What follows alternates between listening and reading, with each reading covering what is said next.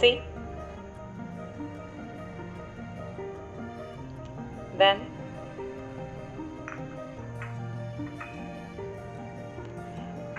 then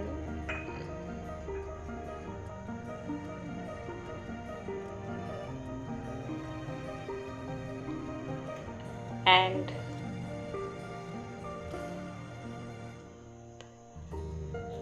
whenever you are seeing all these things, what do you think? Why do we use all these things? Or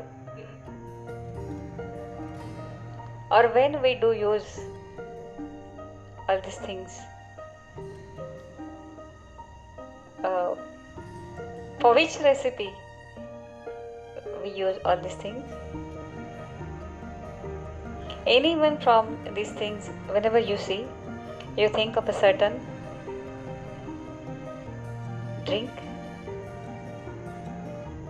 isn't it? Here I want to ask you one question. Can you tell me the most widely consumed beverage? Which is it?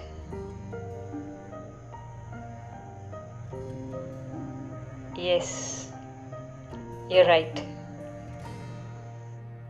Perhaps many of you have guessed the answer. The most popular beverage in the world is tea, the fresh, aromatic brew with which people like to begin their day. It has a refreshing, astringent flavor. It is actually made by brewing, that is, by infusing in boiling water the leaves and shoots of a plant whose botanical name is the Camellia sinensis. The leaves are at first dried, cured, and processed before they are packed and sold to us. Camellia sinensis is an evergreen plant that grows in tropical and subtropical climates. Tea plants require at least 100 to 125 centimeters of rainfall a year and prefer acidic soil. Many of the world's best tea estates are located on hill slopes at elevations of up to 1500 meters. It is said that the tea plants grow slowly and acquire a richer flavor at this height. When the plants mature, only the top 1 to 2 inches of the plant are picked. These buds and leaves are called flushes. A new flush appears on the plant every 7 to 10 days during the peak growing season. Left to grow on its own, the tea plant may actually grow into a small tree. But in all tea gardens, the plants are pruned and kept at a height of about 3 feet, that is waist high, to enable easy plucking of the leaves. The teas we buy are usually classified according to their size. Accordingly, we have number 1, Assam type of tea, characterized by the largest leaves. Number 2, China type, characterized by the smallest leaves. Number 3, Cambodge, characterized by leaves of intermediate size. We have 3 very distinct and different tea growing regions in India. Each of these regions is famous for the special type of tea produced, which are unique in taste, aroma, strength, and flavors. The 3 regions are Darjeeling in northeastern India, Assam in northeast India, and Nilgiris in South India. Most people agree that tea is a refreshing drink. It contains no carbohydrates, fat, or proteins. What gives tea Its special and distinctive flavor is theanine as well as caffeine, which give the drink its stimulating quality. How and when did people first begin to drink tea? An amusing story has come down to us from Chinese legends.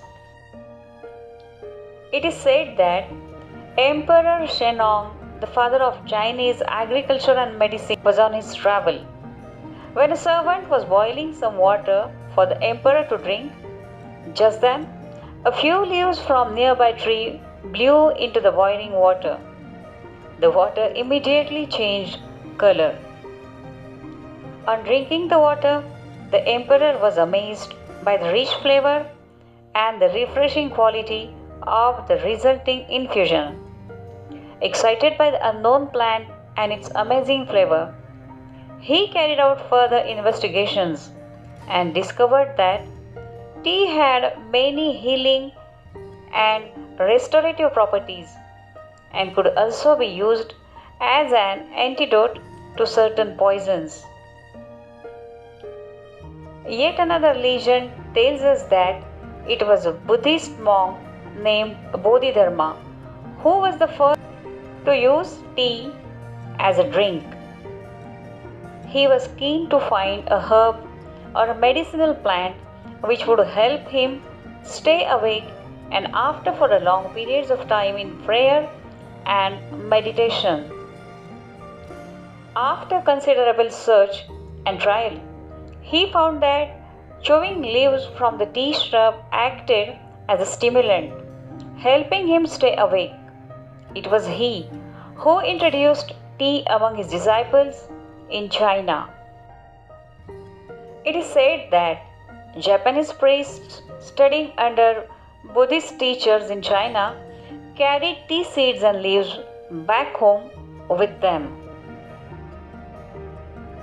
Turkish traders also began to bargain for tea on the border of Mongolia. In fact, the story goes that the Chinese Emperor Yu Tsung was so taken up with tea that he set up a research into the best tea whisking methods and also hosted tea making and tea testing tournaments in the court. So tea minded was he that he failed to notice that Mongolia had actually taken over his empire. Thus, the habit of drinking tea spread to Japan, Europe, and England, where it became a fashionable and popular drink among the people. How did this magical beverage get its name? The Chinese character Yu was first used in early inscriptions to describe tea. But later, a new character Cha was developed to refer specifically to tea. The word cha is now sometimes used in English to refer to China tea.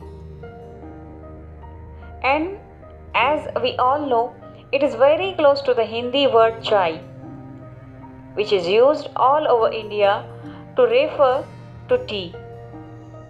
How did tea first come to India?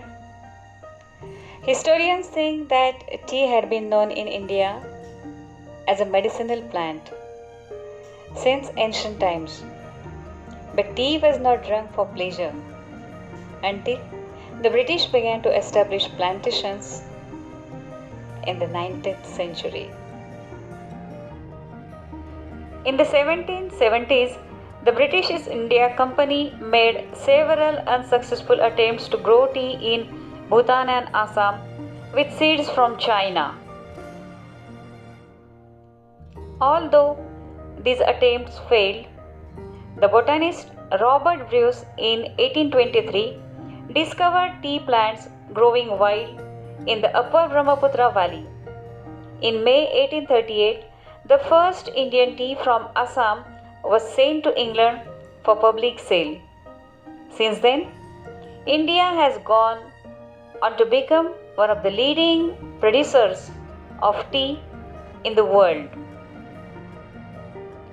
Tea lovers claim that tea may be able to reduce the risk of cancer, control blood pressure, fight viruses in our body, and actually help us live longer. Our body produces chemicals called free radicals.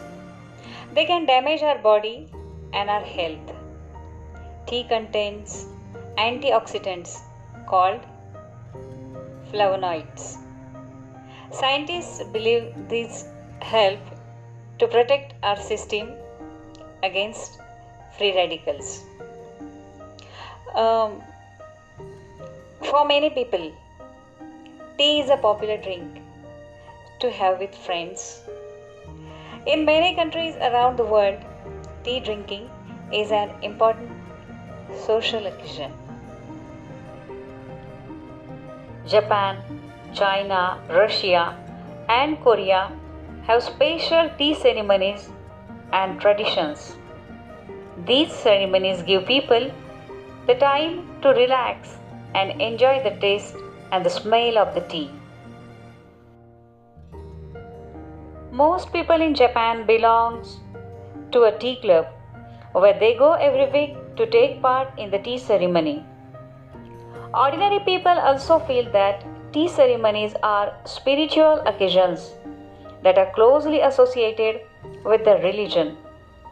Tea, they say, is a healthy, enjoyable, and stimulating drink full of good qualities. It reduces loneliness and calms your heart. It is a comfort in everyday life. Many Koreans today still have tea ceremonies for important occasions, including special birthdays and anniversaries. In most areas of China, the tea is made in small clay teapots. At tea ceremonies, cups are only half filled. The Chinese believe that the rest of the cup must be filled with friendship and affection. In Russia, tea is made and served in samovars, a special Russian kettle made of metal. Vietnam produces special varieties of tea, such as lotus tea and jasmine tea. In Japan, tea is made using powdered green tea called matcha. The tea is mixed with boiled water using a bamboo whisk and served in small bowls. And how about India? A cup of tea is offered to any guest or visitor as a token of hospitality, even in the humblest of homes. Most Indians like the tea hot with a good deal of milk and sugar in it. In the rainy season, it is brewed with ginger to give it additional medicinal properties. Others add spices like cardamom, cloves, or mace to add to its taste and flavor. Tea is a must after a plate of spicy snacks, especially in the morning and evenings. Some connoisseurs relish delicately flavored jasmine tea, green tea, lemon tea, and even iced tea.